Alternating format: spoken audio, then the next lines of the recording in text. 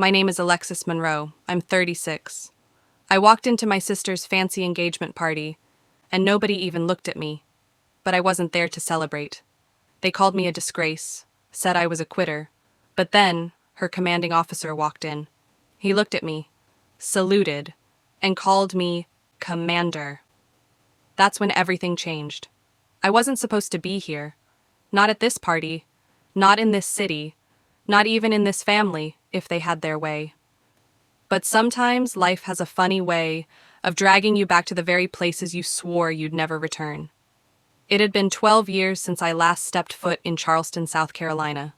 12 years since I'd vanished from every family photo, every holiday card, every whispered conversation at the dinner table. In their eyes, I'd been gone for good. They didn't even save me a chair at the table tonight. I arrived alone, wearing a plain gray dress I'd grabbed from the back of my closet.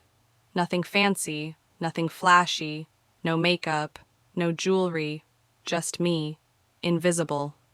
And they treated me exactly as they wanted to, like I didn't exist. My father, Robert Monroe, glanced at me once, then turned back to his drink like I was some passing stranger asking for directions. My mother, Deborah, didn't even pretend to care. She kept tapping away on her phone, gushing over my younger sister Brittany's fiancé, a shiny Army intelligence officer who apparently walked on water. I wasn't invited to sit with them. I wasn't even offered a drink. Instead, I stood near the catering table, ignored, watching them toast to Brittany's bright future and her perfect match. All while I faded into the background, just another shadow in the room. But what they didn't know, what they never even bothered to ask, was that I'd survived things they couldn't begin to imagine. I'd walked through hell with nothing but grit and a heartbeat. I'd carried men twice my weight out of fire zones, disarmed bombs with trembling fingers, buried friends in places no one will ever find. And I came back, alive, barely, but back. Still, in this room, none of that mattered. In this room, I was just Alexis. The disappointment. The daughter who quit the Naval Academy. The sister who ran away to do God knows what overseas. The black sheep, the ghost, until the moment everything changed. It happened right after Brittany finished showing off her diamond ring for the 5th time, basking in the applause from aunts and cousins who'd always adored her. That's when he walked in, her fiancé's commanding officer. A tall man in full-dress uniform, with a chest full of ribbons and a gaze sharp enough to cut glass. He took one step into the room, then stopped. His eyes locked on me, and everything stopped. He stared at me like he'd seen a ghost rise from the grave. The chatter died. Forks froze midair. You could feel the air shift, thick and heavy. Then, in front of the entire room, he straightened his back, lifted his hand, and saluted. "Commander Monroe," he said, his voice steady and clear, slicing through the silence. Every head turned. My mother's phone slipped from her hand, crashing to the floor. My father's face drained of color. Brittany's mouth hung open, speechless for once in her life. No one moved. No one breathed. All eyes were on me. I didn't flinch. I didn't speak. I just nodded, calm as a still lake, like it was nothing more than an old coworker saying hello at the grocery store. But inside, inside, I was burning. I held that moment, let it sink in, let them all drown in it. Then, as if nothing had happened, I turned and walked out of the room. No words, no explanations, no apologies, because this wasn't the beginning of my story. It was just the spark, and they had no idea what was coming next. But I did. I always did. And that's exactly where this story really begins. They always loved pretending I wasn't there. That night at the engagement party wasn't the first time. It was just the most public. I'd been invisible for most of my life, at least to them. And honestly, they were good at it. My parents, Robert and Deborah Monroe, had perfected the art of erasure. When we were kids, they liked to show off the perfect family photos. Brittany in her beauty pageant crowns, me hidden somewhere in the background if I even made the frame at all. They never talked about me to their friends. At church, I was the quiet one. At family events, I was off doing her own thing. Even in our own house, I felt like a guest, like I was borrowing air I wasn't supposed to breathe. Brittany, though? Brittany was their sun, their star, their everything. She was born with that easy smile, the charm that made people lean in. She got the new dresses, the dance lessons, the expensive summer camps. I got hand-me-downs and old textbooks. She got a car for her 16th birthday, bright red, shiny, and obnoxious. I got a lecture about how discipline builds character. And you know what? For a long time, I didn't even resent it. I really believed that was just how families worked. Some kids were meant to shine, and some were meant to stand quietly in the corner. But here's the part they never saw. While Brittany was playing princess, I was building something else entirely. I was running every morning before the sun came up. I was lifting weights in our dusty garage while they laughed at their sitcoms inside. I was teaching myself to climb ropes, scale walls, fight back. Not because I wanted their approval. I stopped wanting that before I hit 13. I did it because I knew, deep down, nobody was coming to save me. If I wanted to be strong, I'd have to do it myself. And then, the biggest crack of all happened. I turned down the Naval Academy. Oh, they never forgave me for that. See, in the Monroe family, legacy mattered more than love. My father was a retired Navy officer. My grandfather had been decorated. Twice in Vietnam, Brittany's fiancé, obviously, was continuing the glorious Monroe tradition. I was supposed to follow that same path, wear the uniform, earn the stripes, make them proud. But I said no. I had other plans, ones they didn't understand and didn't want to. After that, it was like I died. My room became a storage space. My photos disappeared from the walls. My name stopped coming up at dinner. And it didn't stop there. I found out later they even told people I'd gone off the rails, that I was lost, that I was traveling somewhere in Europe doing something. It wasn't even true. I wasn't backpacking through vineyards or studying art in Paris. I was exactly where I'd always been, just out of their reach, by choice. The worst part wasn't the lies. It was how easy it was for them to erase me. But that's what made tonight so satisfying. Because in their perfect, polished world, I wasn't supposed to exist anymore. I wasn't supposed to walk back through their doors, stand in their spotlight, and flip their whole world upside down with just one word. Commander. They thought they'd written me out of their story for good. But what they didn't know, what they couldn't possibly imagine, was that I'd been writing my own story all along, one they'd never be ready to read. And now, the pages were about to turn. Because there's something you need to know about me before we go any further. I didn't just walk away from the Naval Academy because I was rebellious or foolish. I walked away because I was recruited into something else. Something nobody talks about. Something most people would never believe exists. And everything in my life since then has been leading back to this moment. Let's start there. They always thought I was just some runaway, a dropout, a disappointment who couldn't handle the pressure.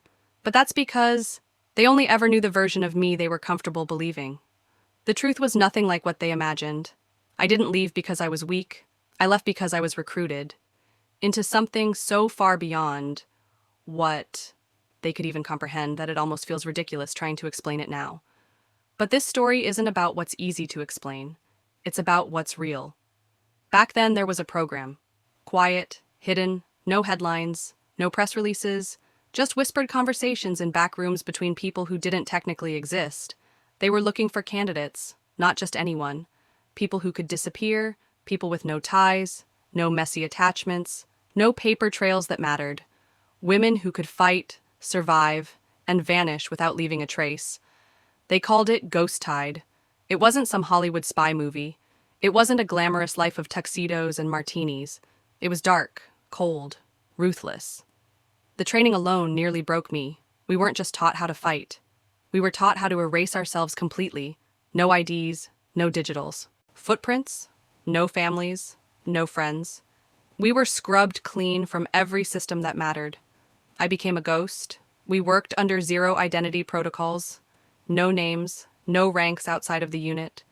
Every mission was a one-way street. Complete it or don't come back at all. Our operations didn't exist on any record. If we were captured, we were disavowed. If we succeeded, no one celebrated, no medals, no welcome homes. For 15 years, I lived in that world. 15 years of shadows, locked doors, and operations that would never see the light of day. And before you ask, yes, there were others like me, 6 of us in total, all women, all ghosts. We were stationed wherever they needed us. Though stationed is a funny word. When you live out of safe houses and bunkers under fake names, Afghanistan, Syria, Eastern Europe, you name it, we were there. Our job wasn't to fight wars, it was to end them before they started. Quietly, permanently. My team wasn't just good. We were legendary. At least in the circles that knew we existed. We dismantled trafficking networks, took out warlords before they became global threats, intercepted shipments of weapons that could have wiped out entire cities, but nobody back home ever knew. That was the deal. Sacrifice everything in exchange. You keep the world spinning, and here's the sickest part. I was okay with it. I believed in it. I believed in the mission, in my sisters, in the purpose we served. We didn't need applause. We didn't need family Christmas cards. We had each other until it all went wrong. There was this mission, one I can't fully explain yet. But you need to know this much, Stormhaven. That was the name buried in the black files. A mission so classified that most people in government don't even know it happened. We were deployed to the northern Syrian border, under orders to dismantle a covert financing network tied to multiple terrorist cells. It was supposed to be fast, clean, in and out. It wasn't. We walked into something we weren't prepared for. A double-cross, corrupt local officials. Traps we didn't see coming. And for 12 days we were pinned down inside a bombed-out school, fighting off wave after wave of attacks with no backup and no rescue plan. 6 women went in, 4 came out, we lost 2 of our own, and we left pieces of ourselves behind that we'll never get back. The government called it a tactical success, but they buried the operation so deep that not even the military archives could trace it without a skeleton key. No medals, no citations, just silence. And that's where I've been ever since, hiding in that silence, carrying those ghosts until now. Because what Brittany stumbled into wasn't just a family drama. It wasn't just some nosy little sister playing detective.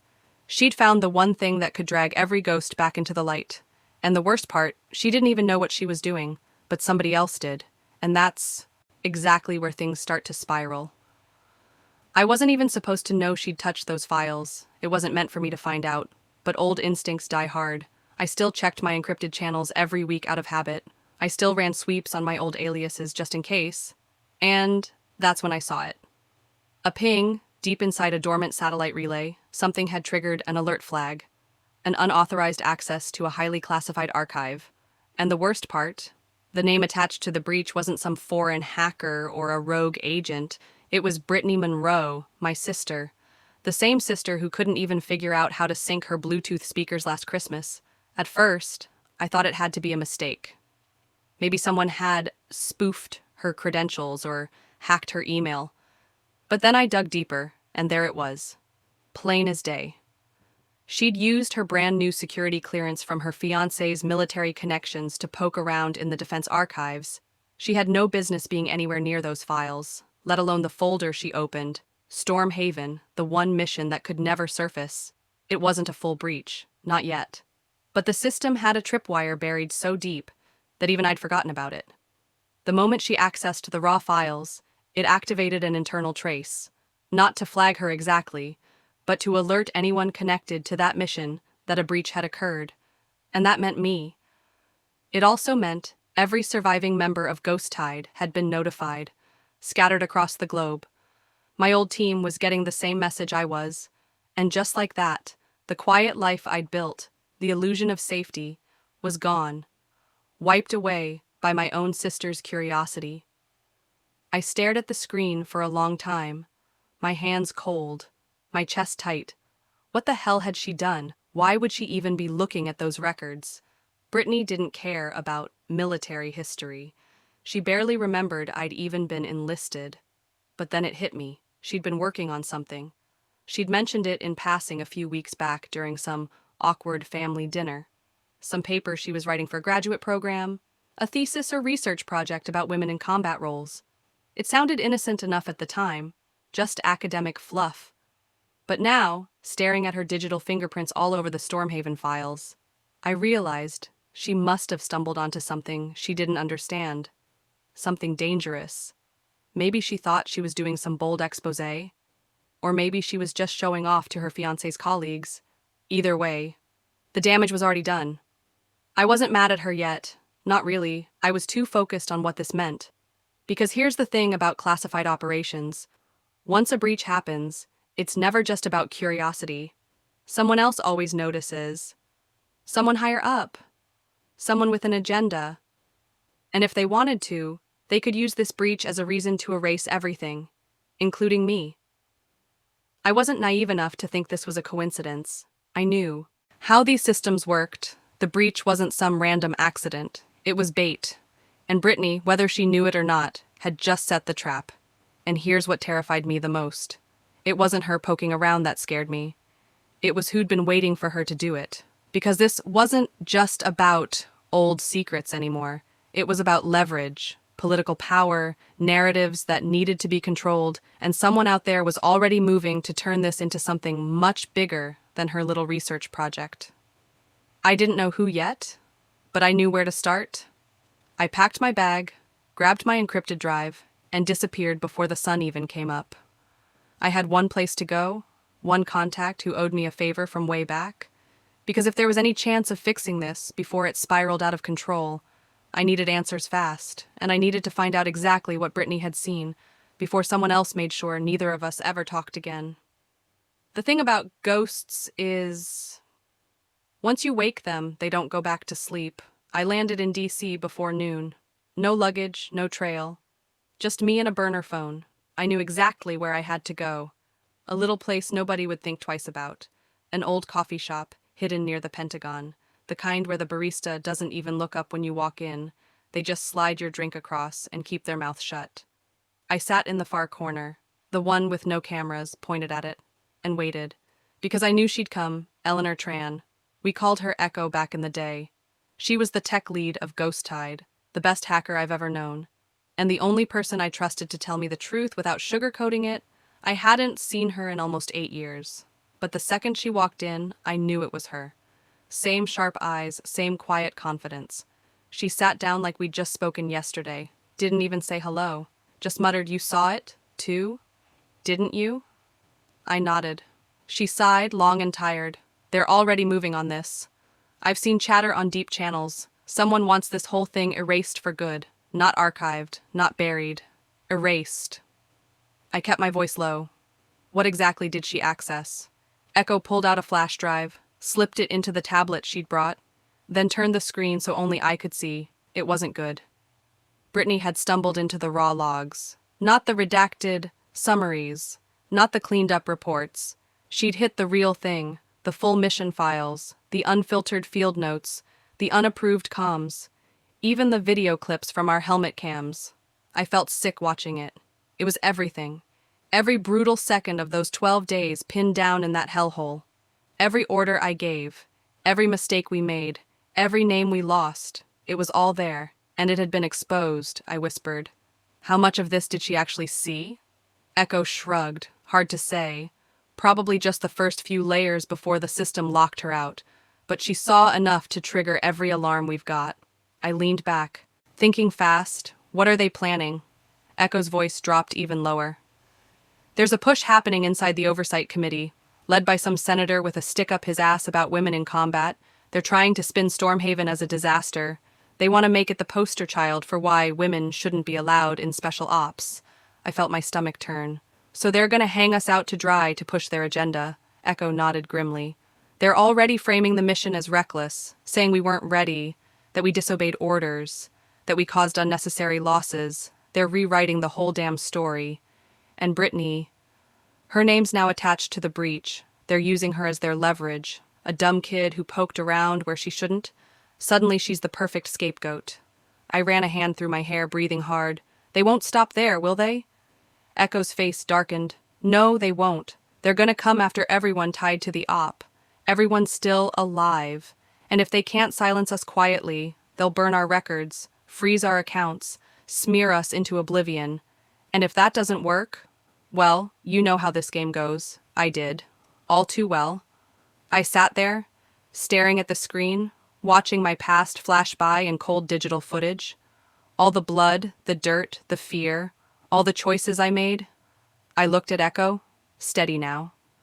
What happens if we fight back? She smiled, just a little.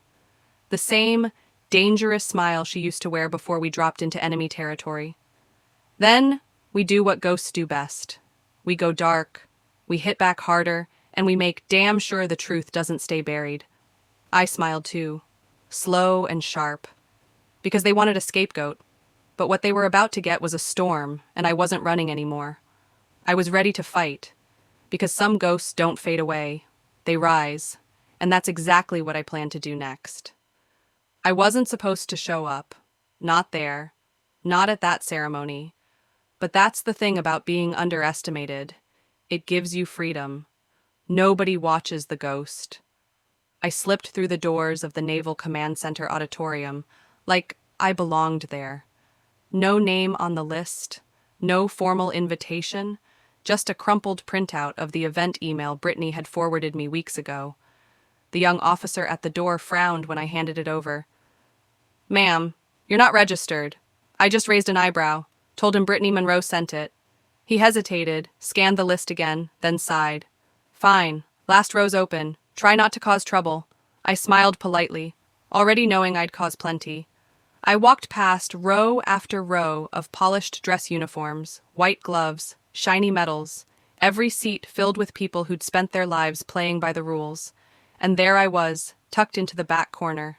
No rank, no name tag, no friendly smiles. Invisible again. But I wasn't there to be seen. Not yet. Brittany was radiant on stage, standing tall in her pristine uniform, her voice clear and confident as she spoke about leadership, honor, legacy. I watched her eyes sweep the room, never once landing on me, not even by accident. Then she reached the part of her speech that made my chest tighten. She smiled sweetly. The perfect daughter. My father commanded an entire fleet. My mother served in medical units during the Gulf. My fiancé is continuing that tradition, and I am proud to carry it forward. That was it. No mention of the eldest daughter, no acknowledgement of the one who'd vanished. It wasn't a surprise. I knew better than to expect recognition. But it still hit like a punch to the gut. I sat there, stone-faced, letting the words wash over me, waiting, and then it happened. The doors creaked open at the back of the room. A man walked in late, dressed in full-service uniform, tall, broad, every step exuding command. Nobody dared question him. His medals caught the light. His eyes scanned the crowd, then locked on me. And everything stopped. He walked straight toward me. Slow, deliberate. I knew that face. Lieutenant Colonel Daniel Ramirez, the last time I'd seen him. We'd been crawling through sewage tunnels under sniper fire. He hadn't changed much, just a few more lines on his face, a little more silver at the temples. When he reached me, he stopped, lifted his hand, and saluted. Crisp, sharp, deliberate. The entire room froze. "Ma'am, SEAL Commander." His voice rang out, loud enough for every single person to hear. You could feel the oxygen leave the room. Chairs creaked. People turned. Gasps spread like a wave. Brittany's face went white, her mouth still half open mid-sentence. My mother's hand slipped, her phone clattering loudly to the floor. My father just stared, his face a mix of confusion and denial. But I didn't move. I didn't flinch. I just nodded, a small, almost imperceptible dip of my chin. Like it was nothing more than an old colleague saying hello at the grocery store. No confirmation, no denial, just truth. Hanging there in the air, Ramirez lowered his salute, nodded once more, then took a seat nearby like he hadn't just detonated a bomb in the middle of their little celebration. Brittany stumbled through the rest of her speech, visibly shaking. Her words rushed, her hands trembling. The applause afterward was polite, thin, hesitant. Nobody quite sure what they were clapping for anymore. Outside, under the shaded corridors where families were taking photos, a few officers broke formation, glancing nervously toward me. I heard one of them whisper, "Storm Haven? It's her, isn't it?" I didn't answer. I didn't have to. I just watched the sun dip lower behind the bay, then turned and walked away, because the secret wasn't a secret anymore, and every step I took told me the same thing. This was just beginning, and the ghosts were done hiding. I didn't go home that night. Not to my apartment, not to some safe house. I went where I always went when my head was too loud to sleep, the old beach on the edge of town, the place we used to sneak off to as kids, back when everything seemed simpler, back when I still believed we were just sisters, before war and secrets and betrayal. I sat on the worn wooden steps that led down to the sand, watching the tide roll in, steady, relentless. A few hours passed, maybe more. I didn't keep track. Then I heard footsteps crunching on the gravel behind me. I didn't turn. I already knew it was her, Brittany. Her voice was shaky, soft. "Cass, can I sit?" I gave the smallest nod. She sat down beside me, leaving just enough space to remind me we were still strangers in some ways. We sat in silence for a minute, maybe two. Then she whispered, "I didn't mean to ruin everything. I didn't even know what I was looking at." I kept my gaze on the horizon, calm but sharp. "You opened a door that can't be shut, Brittany." She let out this tiny, broken laugh. "I was just trying to write a paper. I thought it was just some old mission. I didn't think it was real." I finally turned to look at her. Really look. She looked nothing like the polished woman from the ceremony. Her hair was still pinned up but messy, her makeup smudged, her eyes red and swollen. I saw the scared kid beneath the uniform. I asked quietly, "And now, what do you think?" She swallowed hard. "I think I saw something I wasn't meant to see. I think you went through hell, and none of us ever knew." I nodded, slowly. "You think, right?" She fidgeted with the edge of her sleeve, her voice barely above a whisper. "They're going after you, aren't they? After everyone in those files." I didn't answer. I didn't have to. The answer was already written all over my face, her eyes filled with fresh tears. "I'm sorry. I never wanted to hurt you. I just wanted to understand why you left, why you never came back." I stared at her, long and hard, then finally said, "You want to understand, fine. You deserve at least that much." And for the first time, I told her everything. Not just the headlines, not just the clean version. I told her about Ghost Tide, about Stormhaven, about the 12 days we spent fighting for our lives, about losing 2 sisters in a burned-out school with no names on their graves. I told her about the betrayal, about the silence, about the parts of myself I left in that place. And I didn't hold back. By the time I finished, her face was streaked with tears, her hands shaking. She looked at me with something I hadn't seen in years. Not pity, not fear, but respect. Quiet, painful respect, she whispered. "Can you prove it?" I didn't speak right away. Instead, I reached into my bag, pulled out a small, battered drive, the same one I'd carried through 9 countries, hidden in floorboards, sewn into jackets, once even smuggled inside a hollowed-out bar of soap. I handed it to her. Her fingers trembled as she took it. "It's all there," I said softly. "Everything.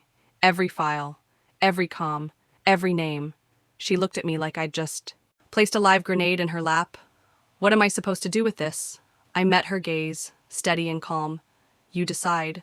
But just remember, once you know the truth, you can't unsee it. You don't get to walk away untouched." She nodded, holding the drive to her chest like it might slip away.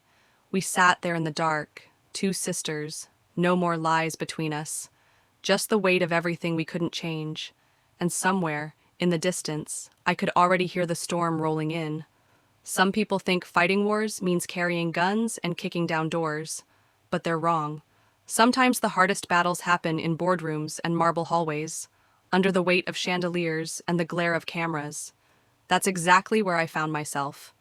Less than a week later, sitting in the cold, echoing chamber of a classified hearing at Capitol Hill, every seat was filled. Senators, aides, military brass, legal teams, all gathered to dissect what they were now calling the Stormhaven incident. as if it were just some technical glitch or administrative oversight, not the living nightmare we'd survived. I sat at the witness table, unarmed but far from defenseless. They called me in as a witness. But let's be clear. They wanted me here to take the fall, to be their cautionary tale. The perfect example of why women didn't belong in Black Ops. I watched them shuffle their papers, pretending to be calm, but I saw the nervous glances, the subtle shifts. They knew who I was, and they were scared. Senator Clarence Doyle, the same man who'd been gunning for this since the beginning, cleared his throat dramatically. Commander Monroe, thank you for appearing. Let's get to the heart of this. Would you say your team's presence in Stormhaven was a mistake? I didn't blink. No, sir. We did exactly what we were ordered to do. His lips twitched, almost smiling. And yet, he said, your mission resulted in multiple casualties, including friendly forces. Do you accept responsibility for that? I leaned forward, my voice steady. There were casualties, yes, but they weren't caused by us. They were caused by compromised intel and political interference. The room stirred, whispers starting to ripple. Doyle's face darkened. Political interference. Care to elaborate? I smiled, sharp and quiet, then tapped a button on the tablet in front of me. The screen lit up behind me, showing a map, then file logs, then names, real dates, real locations, every detail connected. This is the access log from the Defense Archive, I said. Calm as ever. It shows who tampered with the Stormhaven mission plan, who altered our extraction routes, who fed us bad intel that got people killed. Every line led back to one terminal, and that terminal belonged to Deputy Commander Warren Holt. Gasps filled the room. Holt himself sat frozen 2 rows back, his face pale, his hands clenched. I wasn't done. This wasn't a simple clerical error, I continued. It was deliberate, targeted. Sabotage designed to fail the mission and bury the results. They didn't just want us to disappear overseas. They wanted us discredited permanently. Doyle tried to regain control, his voice sharper. Those are serious accusations, Commander. Do you have proof beyond this data? Right on cue. The doors at the back opened. Brittany walked in, her steps steady, her chin high, carrying the drive I'd given her. She approached the table without hesitation, handed it to the panel, and introduced herself. Brittany Monroe, military encryption analyst. I've verified every file on this drive. Her voice was clear, unwavering. The room went dead silent as they played the decrypted logs. Audio, video, comms. The truth spilling out in real time. Every lie exposed, every betrayal documented. When it ended, no one could speak. Doyle sat stiffly. Holt looked ready to bolt, but nobody moved, because it was over. The truth was out. I glanced at Brittany, and for the first time, we weren't just sisters, we were allies. Side by side, she whispered, just loud enough for me to hear. I didn't know I had it in me. I smiled. You do now. The committee chair finally spoke, voice shaking. Commander Monroe, on behalf of this country, we owe you an apology, and a hell of a lot more than that. I nodded once, because I wasn't there for their apologies. I was there to make sure no one could erase us again. And as they suspended Holt, ordered a full investigation, and cleared every surviving member of Ghost Tide, I knew exactly what had to come next. Because this wasn't just about surviving anymore. This was about reclaiming everything they tried to steal. And I wasn't walking away until I finished what I'd started. I always thought coming home would feel like defeat, like crawling back to the place that never wanted me. But this time was different. I didn't sneak back in through the side door. I didn't hide in the shadows. I walked straight through the front gate of the Monroe estate, head high. No shame, no fear. The same house that once erased me now stood quiet, waiting. Every window lit, every eye watching. Inside, it looked just like it always had. Pristine, polished, suffocating in its perfection. My father stood by the fireplace, stiff, unreadable. My mother perched on the edge of the sofa, wringing her hands. Brittany stood between them, strong, steady. This wasn't a family reunion. This was a reckoning. My father cleared his throat first, his voice tight. We need to talk. I nodded. Calm, go ahead. He looked at Brittany, then back at me, his words clipped. Your sister told us everything. About what you did, about what happened to you. His voice faltered for the first time I could remember. I kept my face blank, letting him twist in it. My mother spoke next, her voice soft but shaken. We were wrong, Cass. We were so wrong about you. About everything. She looked like she'd aged 10 years in a week. Her eyes red, her hands trembling. We thought we were, protecting you. We thought we were protecting the family name. I let out a short, humorless laugh. Protecting me? Is that what you call it? Erasing me from photos? Telling people I was lost? My father flinched, his voice lower now. I thought you were dead. I thought it was easier to bury it than admit we failed you. I shook my head. You didn't fail me. I never needed saving. You just never bothered to see who I really was. The silence after that was heavy, thick with everything they couldn't say. Brittany finally broke it, her voice clear, proud. Cass didn't fail anyone. She's the reason we're all still standing here. They looked at her, stunned, hearing her defend me, seeing her stand on my side for the first time in our lives. My father's voice cracked. What do we do now? I answered without hesitation.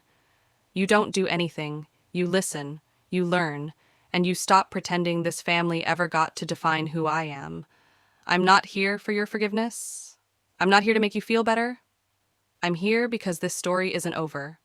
Brittany nodded, a small smile breaking through. She glanced toward the family wall, the one lined with framed portraits and polished medals, and, she said softly, there's an empty spot waiting.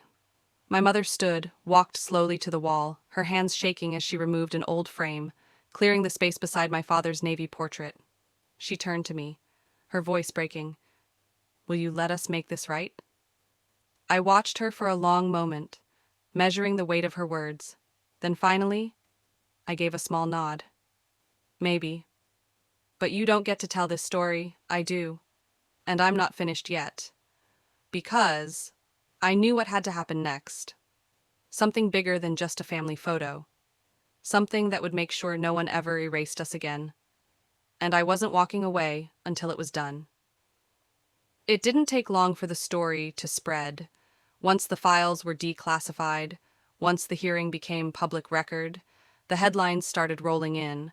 Some called it the biggest military cover-up in decades, others focused on the gender angle, the all-female unit that changed everything. But none of them really knew what it felt like. None of them could capture what it meant to live it. But Brittany could. She spent months poring over every file, every detail, every word we'd kept locked away for years. She interviewed me, tracked down the other survivors, listened to every brutal, beautiful, broken piece of what we'd endured. And when the book finally hit shelves, it wasn't just a bestseller, it was a battle cry. Ghost Tide, the women who fought in the shadows. It wasn't just my story. It was theirs too. The women who didn't come home, the ones whose names were never meant to be spoken. I didn't go to the launch party. I didn't need to. Instead, I sat at my usual spot, the little seaside cafe where nobody knew my name, watching the waves roll in, a copy of the book in my hands, my fingers tracing the cover. Smiled, small, quiet, no cameras, no applause, just me. Finally at peace with the weight I'd carried, halfway through my coffee, the waitress dropped off a note with my check, handwritten, no signature. It simply said, "Thank you for showing us what courage really looks like." I folded it, tucked it inside the book, and stood up to leave. Outside, the air was crisp, the streets calm, but I could still feel it. That hum in the air, that quiet shift when something big changes, and nothing can ever go back to the way it was.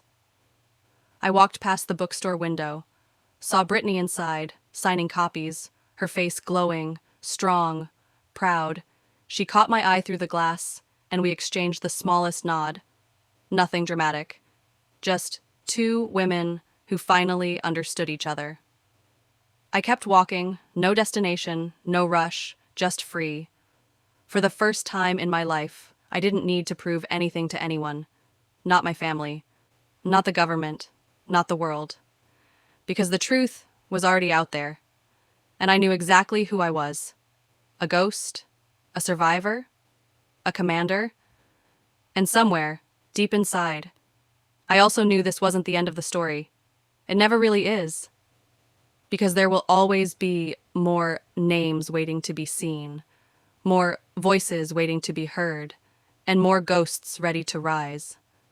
I smiled to myself, quiet, steady, knowing one thing for certain.